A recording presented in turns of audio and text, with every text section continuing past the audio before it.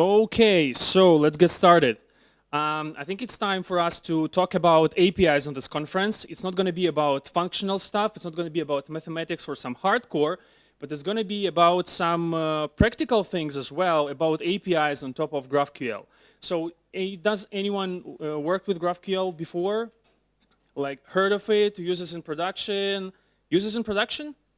No one. Okay, so this is going to be useful for you, I'm sure. We're using GraphQL in production for some of the systems, and I will tell you about this. We'll have live coding today. This will be like a smoothie talk, not really hardcore stuff, and I will try to make sure that this smoothie will taste really good for you, okay?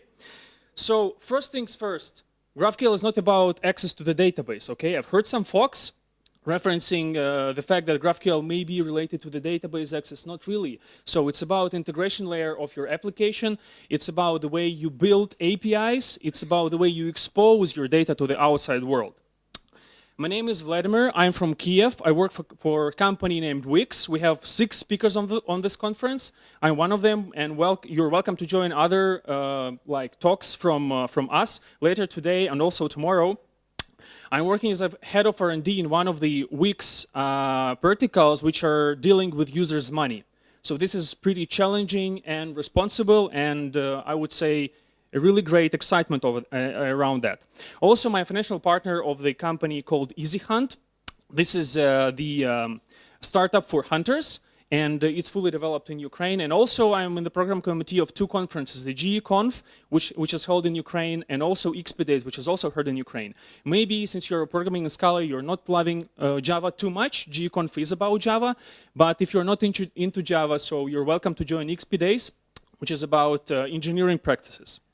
So, Wix, probably you've heard of it. Any one of you already joined Wix talks today? Okay, so Wix is about giving an ability to users to create web applications and systems, simple sites as well as more complex sites, like for example, creating an online store.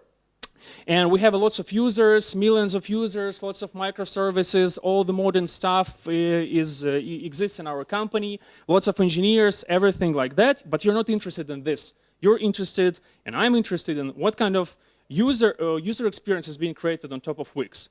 And I will show you something. I will show you what our users have created, a real site. It's called Unicorn Adoptions. Like imagine it's Friday time, and you decided not to go to the Scala conference, but adopt a unicorn, okay? So you go and choose your unicorn adoption combo pack. For example, this one. This is pretty lovely. So you have a toy here, a postcard, you have badges, you have certificates. So this is like more exciting than functional stuff for some of us, maybe, right? So at the end of the day, I decide to add it to the cart.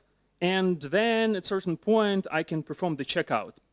So this is like a very basic store, okay? A very basic online store. And our users are creating hundreds of thousands of those, and they're bringing real money. So this one is an existing store. It's actually selling one. It's from UK.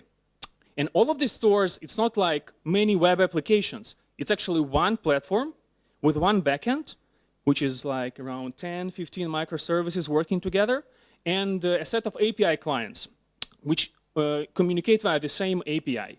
So let us think a little bit about the following. What kind of API I have to build to present this page, for example? So I have to expose, of course, like we usually do, HTTP endpoint, which returns a title, a price, a set of images, a description, and information, and many other fields. There are like 20, 30 fields overall for this particular application. Let's imagine we have decided, okay, this is going to be my model for this app. So now I have to present the catalog of my products in the store. But at this point in time, I realize I actually need only the title, the price, and one headline image. I don't need everything, okay? So if I keep my model simple, then I'm actually talking about 10% of the payload, which is interesting for this particular scenario, which is kind of bad because we have a problem of overfetching. So if I keep my stuff simple, I am actually running into the situation where I fetch and return more data than it actually needed for the client in a particular use case. But let's move forward. Let's imagine we have a cart, and we do have a cart in our app, and this cart is just a set of items. Each of those items is referencing a particular product. There is a count for those items, like quantity, a total, and also the subtotal for the whole cart. So now if I want to model this in HTTP API terms, I return the card, and this card contains references to products. And if I want to present this page, I'm running an n+1 problem of fetching all the data. And if I'm thinking about the mobile client, never mind if it's iPhone 10 or it's the latest version of Samsung, at the end of the day, it will be really, really slow. Of course, we don't do that. And that's a problem for the underfetching. And this particular use case, I have not a lot of data on the client, and I have to make extra requests to satisfy my scenario. So now, of course, what we're doing, we're creating some kind of projections. For example, projection of the card with a product, which is a very specific projection, because in this particular use case, I actually need an SKU field, which is mandatory to show on the checkout page. I create another projection, which is a summary. I create projection for the mobile client. I create projection for the unicorn, many, many, many projections, okay? So at the end of the day, we have to say that there is no unified way to do this. And each and every one of us usually like invents his own standards on how to approach it. And there's another problem. It's harder to collaborate because now, every time I have a different use case on the front end, I potentially need to change the backend. And this is not very good. Now I have to, as a front-end developer, I have to wait for the backenders to do something. Also, there's another problem. Like, imagine you are the backend developer. Who are the backend developers here? Like, everyone is a backend developer. Can you say which fields are actually used from this payload on the client side? You have no fucking clue, right?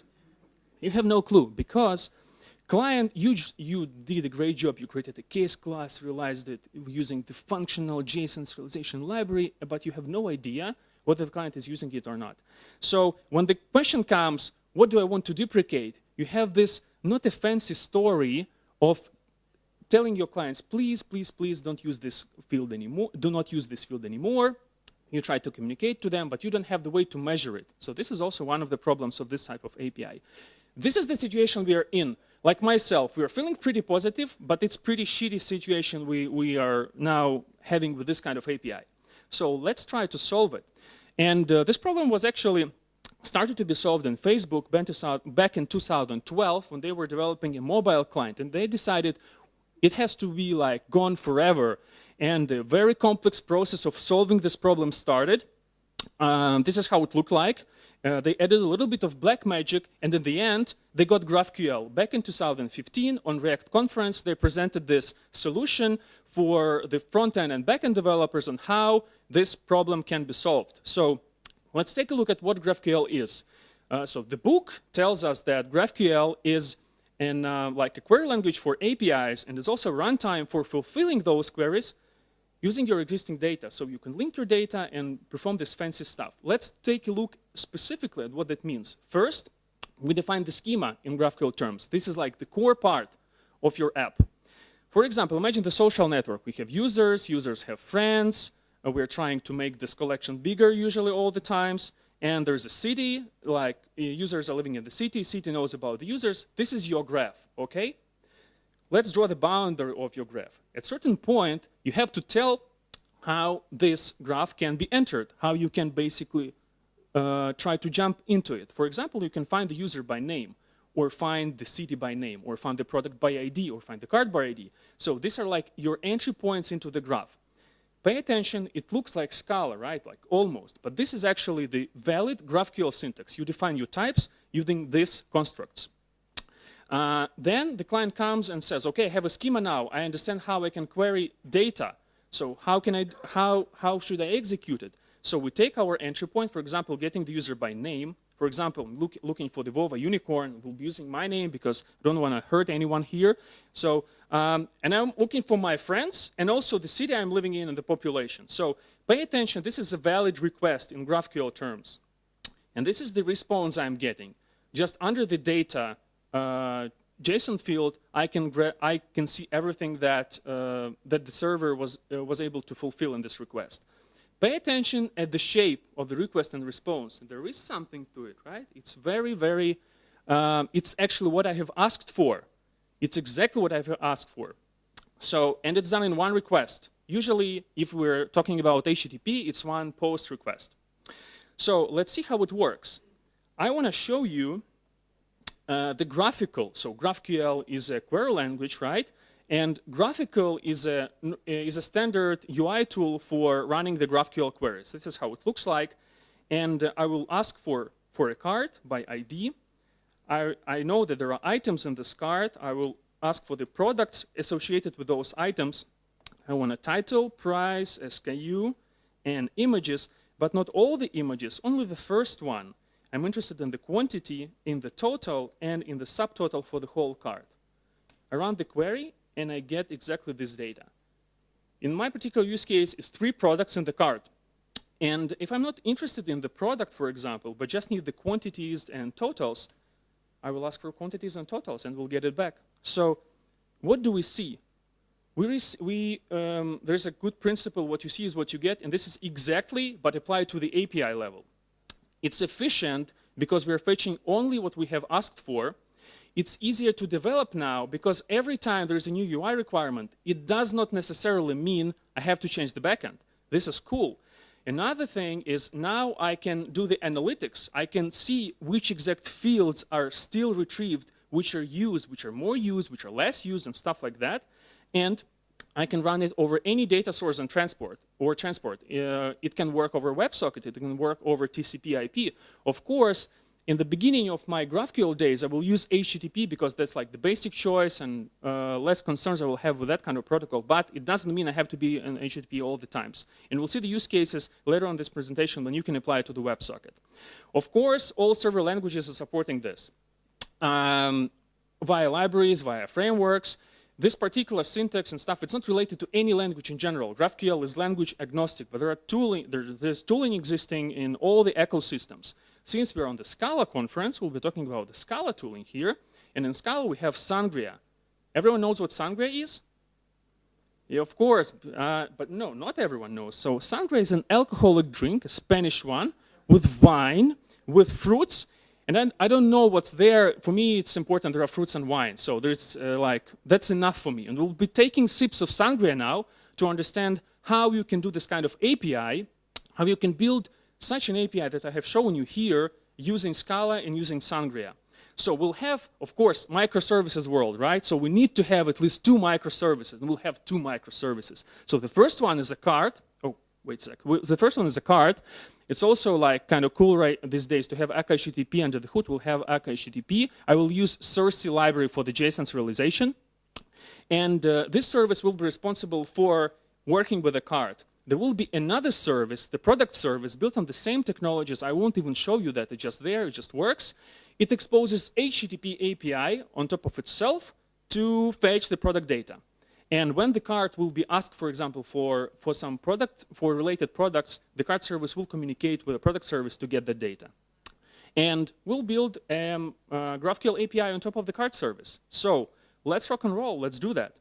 The first thing I will have to do here is to go back to my IntelliJ IDEA and scroll back in history to the beginning of times when there was nothing, just nothing.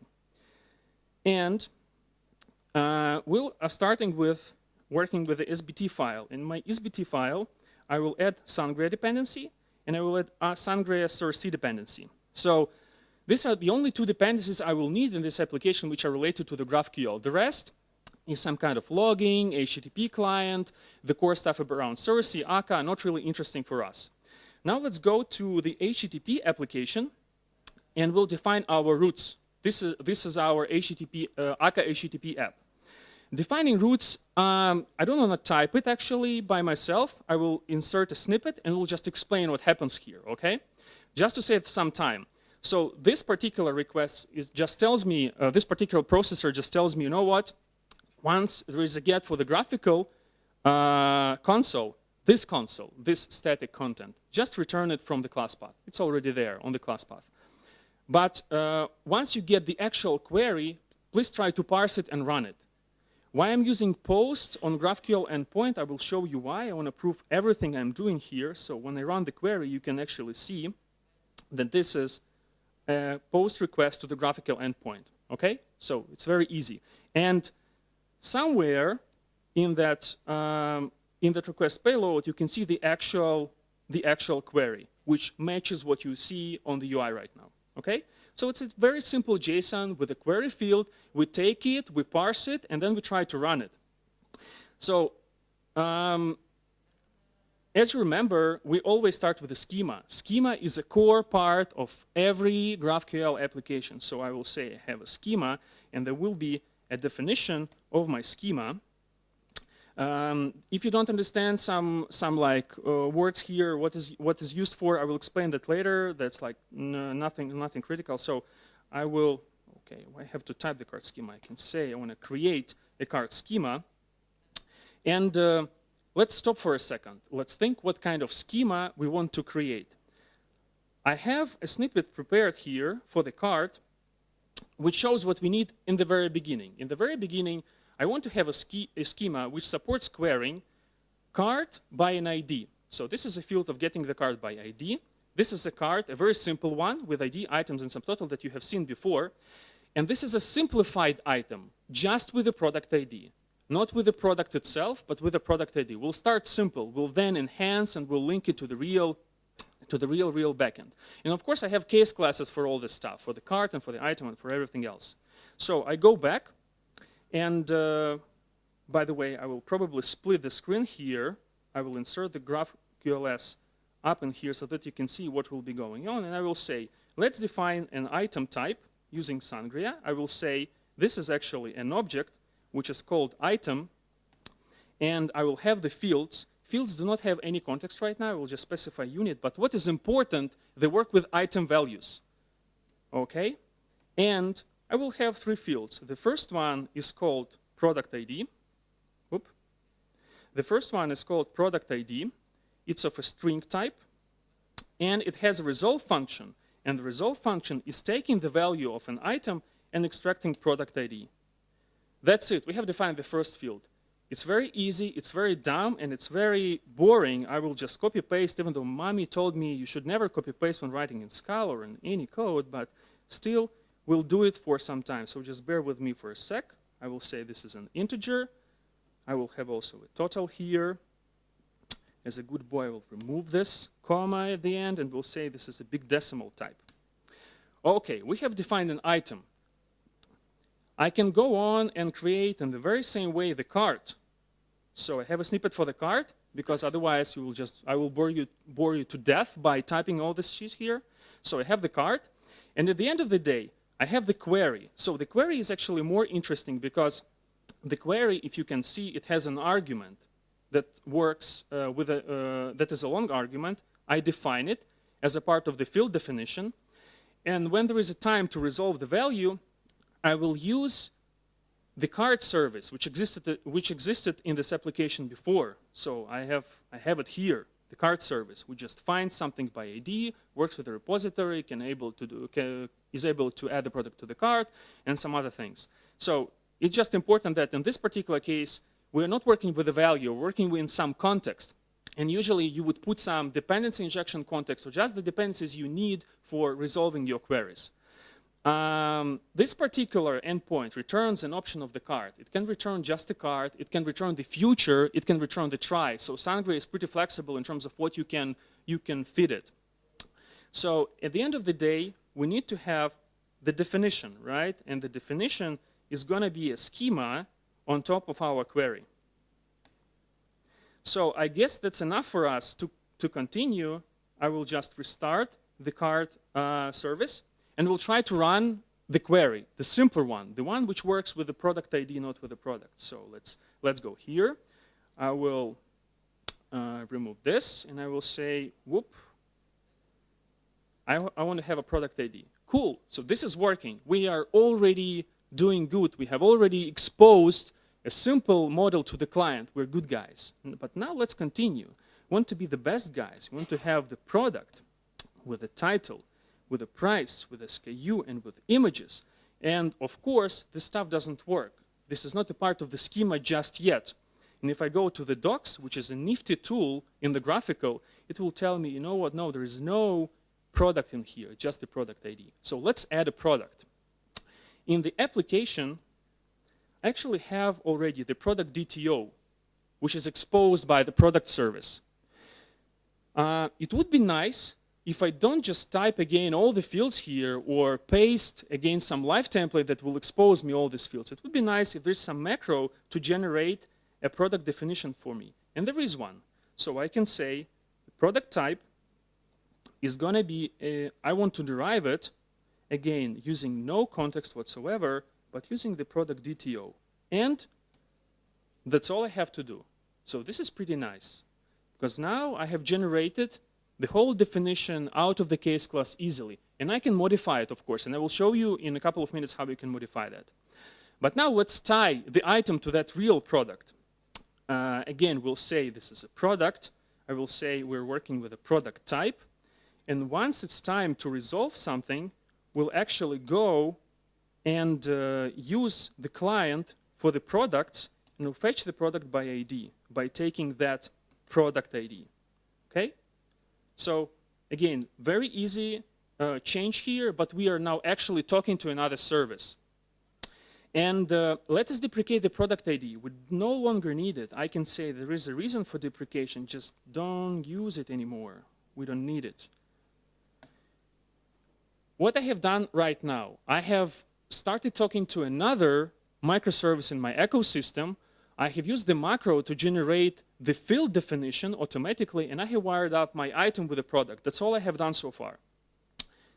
I will just refresh the graphical so that graphical will fetch the new schema and take a look. So the product is no longer red. The product is actually okay right now, syntax-wise. You can see that the product ID is marked as deprecated. Don't use it anymore, it tells me. And if I go to the docs, to the query card item, I can see it's not even displayed. Only if I will show deprecated fields, only if I will click on that button, I will see, yeah, the product ID is there. But most importantly, does it work or not? So I run the query and I see, yep, it works. It works really well. Now I can go to the Charles, which was intercepting the, all the requests right now, and I can actually see that every time I do the fetch here, I can see there are requests to my product service, and it does return the data. So it's already pretty good, but it's not exactly the API that I wanted to get in the end, because you remember, we don't need all the images sometimes.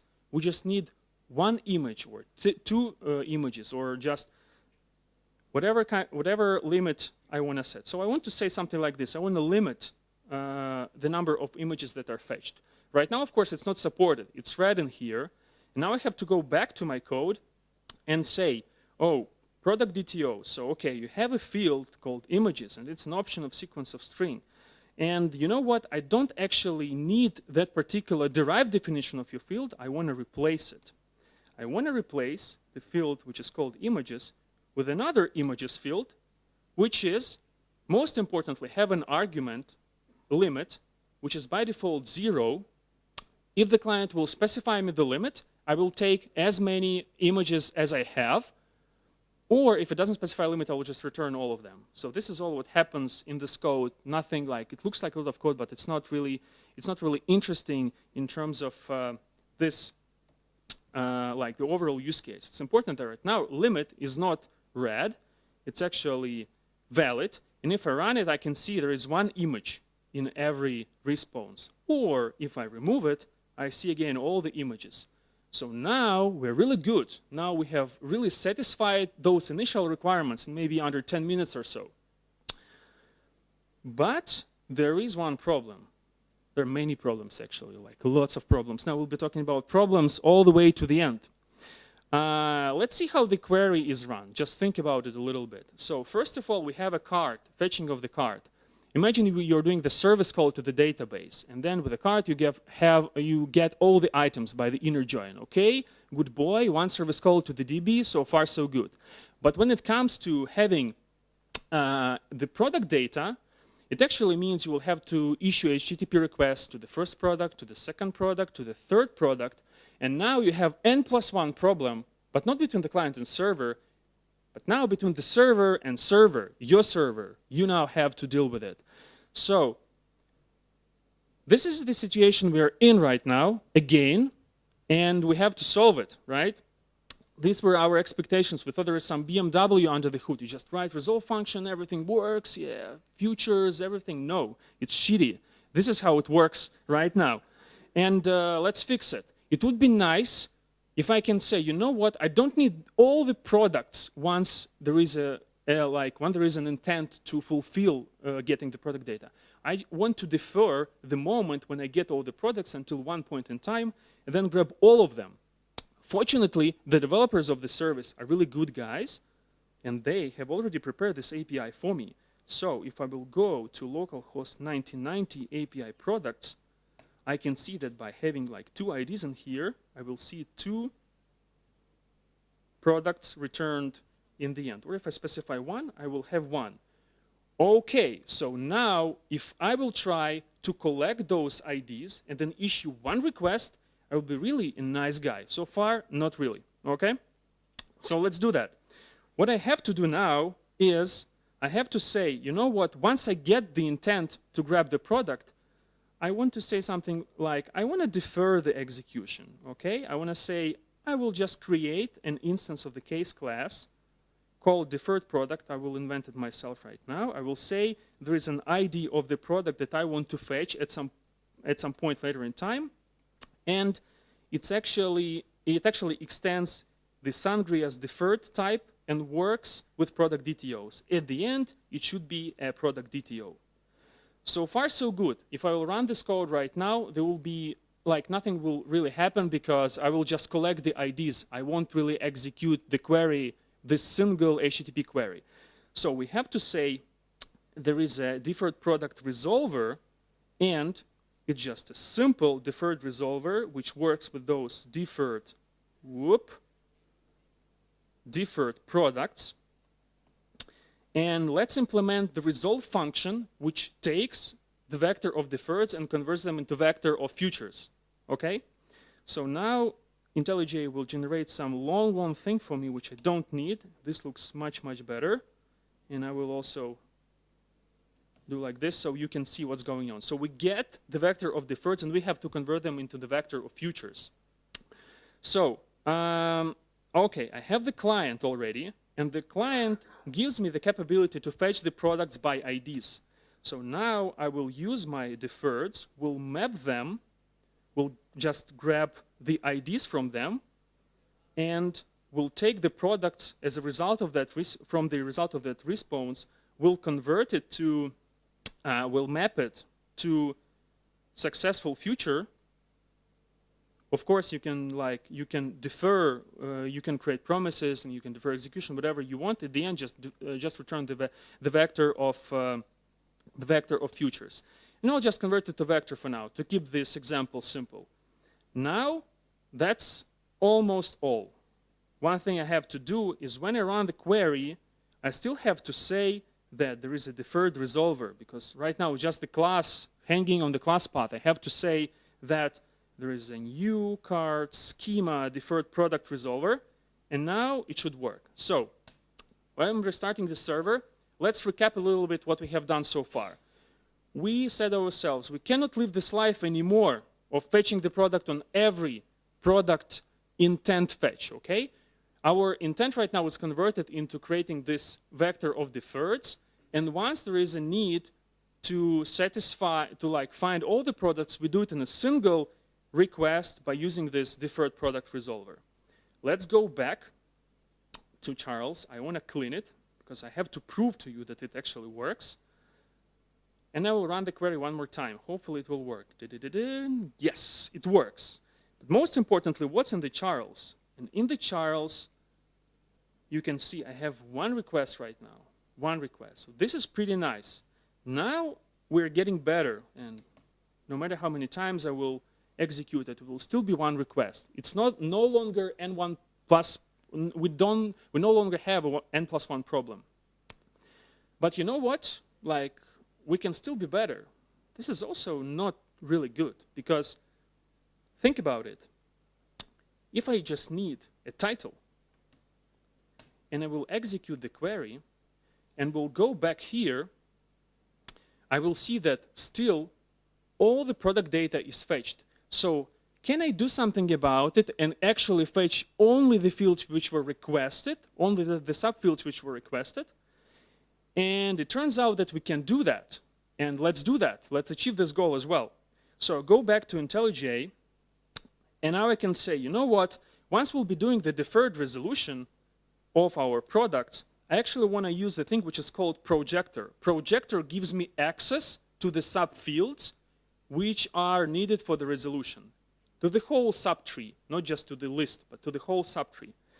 I will take those field names, even though it's called names, it's not just a vector of strings, it's a vector of projected name, so I will have to map it and extract the names out of it. I will have to enhance the deferred product to tell me that there are fields, which is a sequence of strings, for instance. And now, when I fetch the product IDs, I will also take the deferred. I will take just one of them, for example, the head, and we'll grab the fields. And to uncover what's going on behind the scenes, because I haven't shown you this before, it's just a very simple GET request to my proxy to grab all the data and add this include query parameter that will filter the stuff for me. So let me show you how this works in a Google Chrome. If I go back here and say I need these two products, I can say also, please include me only the ID, price, and title, or only ID and price. This is the API we're going to use now. We'll use this include feature that filters out the payload and preserves only the requested fields. Okay, so now if I go back here, I think we have done everything that was required. I created a projector. I said there is a fetching product by IDs. I think that's fine. So I can restart the card server and see what's going on, what will be going on right now. And in Charles, I am expecting that the fields, like the payload will be different. The payload will be reflecting exactly the title, only the title. Okay, let's run it. Boom. Okay, it's successful. And if I go back to Charles and scroll to the next request, you see, we see only the titles right now. So this is really efficient. I don't think we have to go past it performance-wise. We can now do more optimizations like, okay, converting everything to the future, because I have obviously a blocking code in this example. The non-blocking one would look more complex, and I want to keep things simple here and focus on GraphQL things and Sangria things, not on how you make everything dynamic and non-blocking, but you can definitely do that. Let's go back to the presentation. We fixed it. Okay, let's talk about security, okay? Let's talk about security because we have a problem here. Whoop. Imagine I have a social network and I want to have like fetch the my friends and then the friends of their friends and friends of their friends. Basically, I want to get all the Facebook out to my client. Okay, it can happen with recursive types. It's easy. That's what graph is about. And GraphQL is about graphs, and this is like a typical graph. So this is what I have given to the client. Who knows what is this? Any guess? What is this? So this is called, thank you, my Doom play friend. So yes, this is a big fucking gun. We have given a big fucking gun to our clients, and now the clients can like, boom, shoot in us, right? And they can destroy us. Now we have to protect from it. And this is the situation we're in. I don't like to be in this situation, not anymore. So I have to protect. And I have two things which are GraphQL specific, or specific to this type of APIs. So the first one is to limit the query depth. I can now say, you know what, I don't execute the queries with depths of like 3 or more, 5 or more.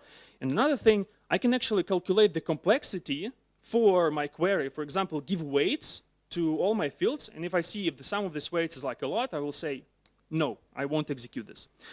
Let us defend, but since we don't have a lot of time, I will show you one of the things we can do. I will show you in code both, but we'll concentrate only on the second one demo-wise.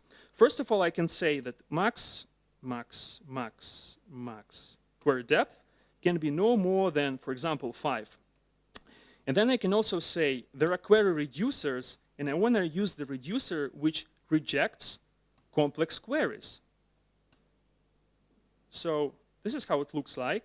Okay, I will remove this red stuff from here so that we can read it easily.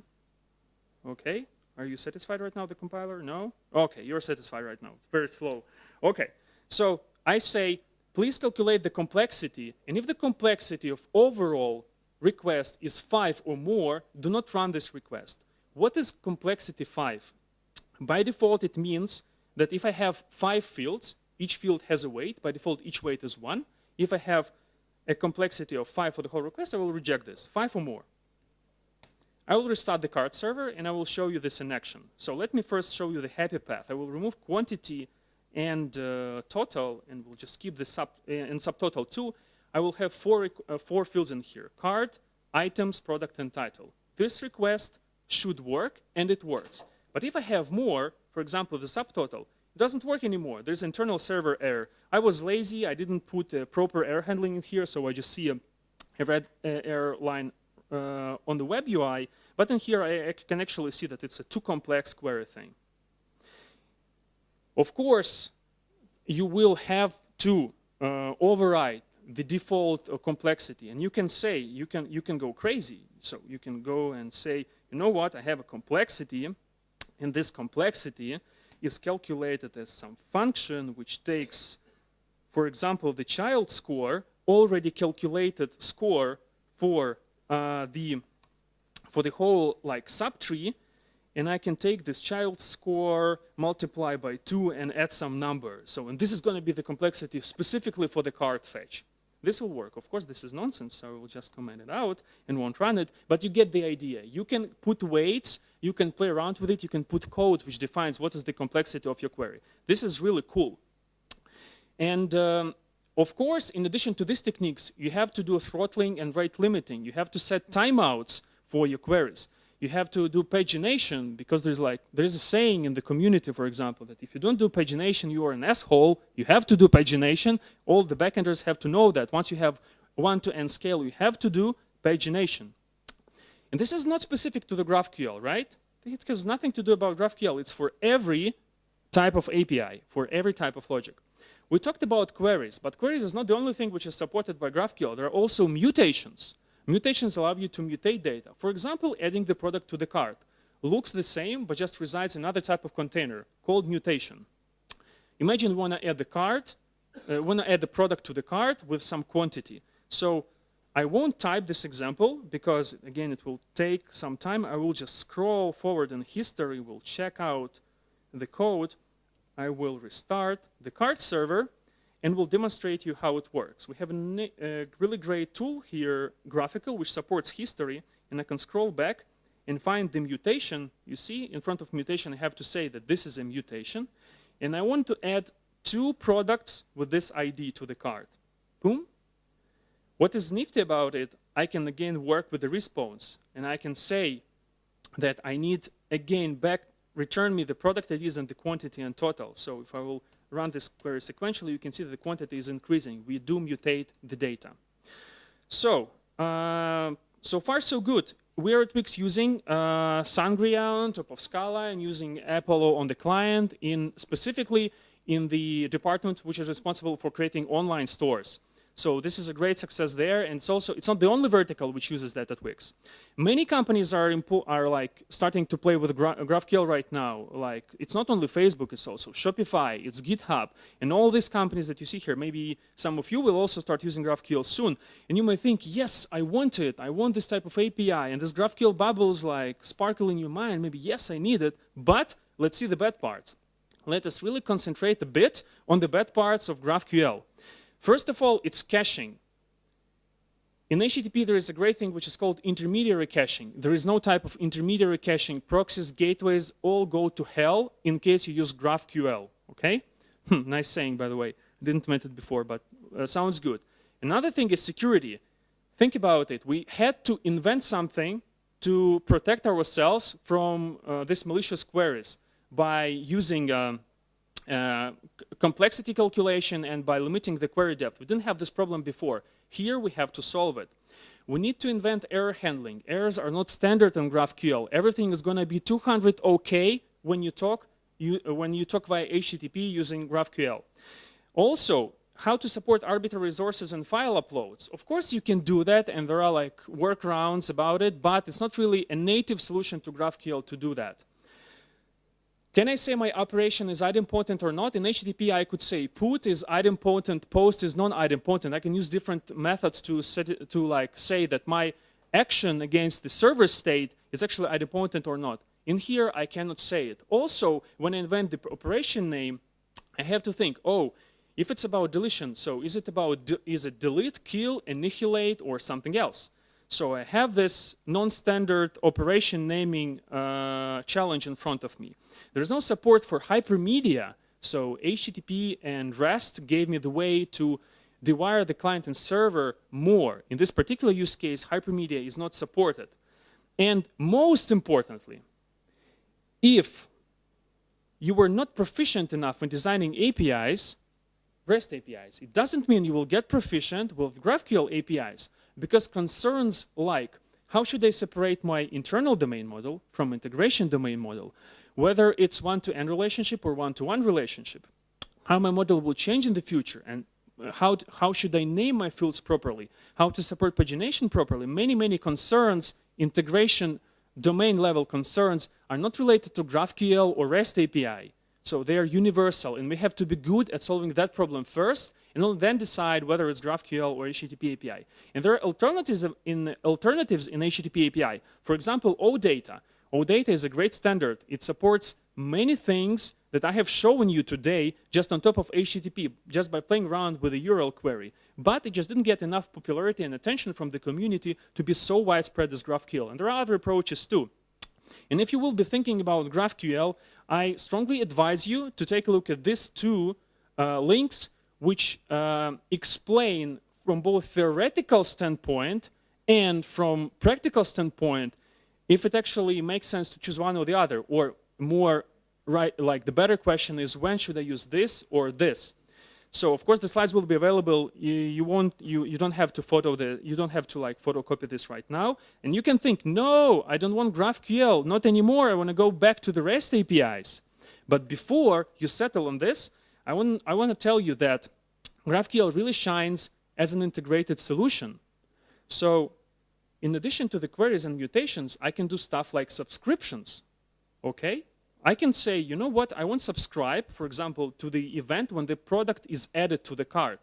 And if I have, for example, the second, like imagine I have the cart on one tab and the same cart on another tab, and if someone adds the product to the cart, I can be notified by the WebSocket message that there is a new update. So this is kind of non-synchronous communication. This is a synchronous communication. The server will tell me when something happens. So think about it. Now I don't have to say this is HTTP API and WebSocket API. I can say I have GraphQL API and it supports all the use cases. This is really nice. Another use case is, for example, the deferreds, where I can say, I want to get the stories and I want to get the comments for those stories. But you know what? Please give me the comments, please give me the stories first. And only at a later point in time, I'm okay if you will grab me back the comments. See the response, there is just the stories in here. And later, by using WebSocket, for example, I can receive the data back about what kind of comments each story has. So this is pretty neat. And it's also, by the way, supported by Sangria. All these things that I have shown to you, subscriptions and deferreds, are supported by Sangria. So everything I've shown you today is available on GitHub already, so you can scan it.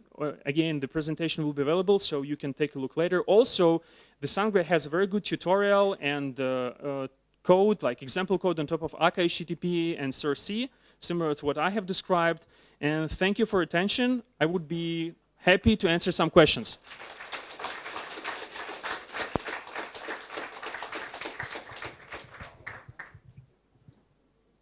Great talk, thank you very much, very informative.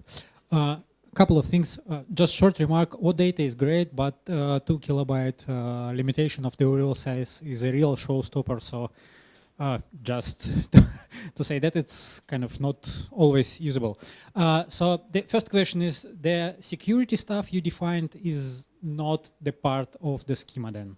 So the security part is not a part, yes, it's not a part of the schema, and you have to solve the security concern outside of the GraphQL. So for example, for HTTP, yes, you will still have to pass some kind of headers, for example, JSON Web Token or something like that, that will identify the user. And then in the code, you will have to differentiate whether this particular user has access to something. But Sangria provides an utilities for you, which eases the task. So I can show you here. You can define, you can tag the fields. So let me show you this. security enforcement. There is a middleware. Wait a sec. Okay. So you can pass, you can basically pass the context to all your queries. And in the context, yep. So you can pass the context to your queries. You remember this card service that we had in the example. It's usually Deferred, not just one service. It's usually some kind of a case class that holds everything which is related to the dependency injection. And in there, you can also initialize it on every query. You can pass the data which is specific to the query.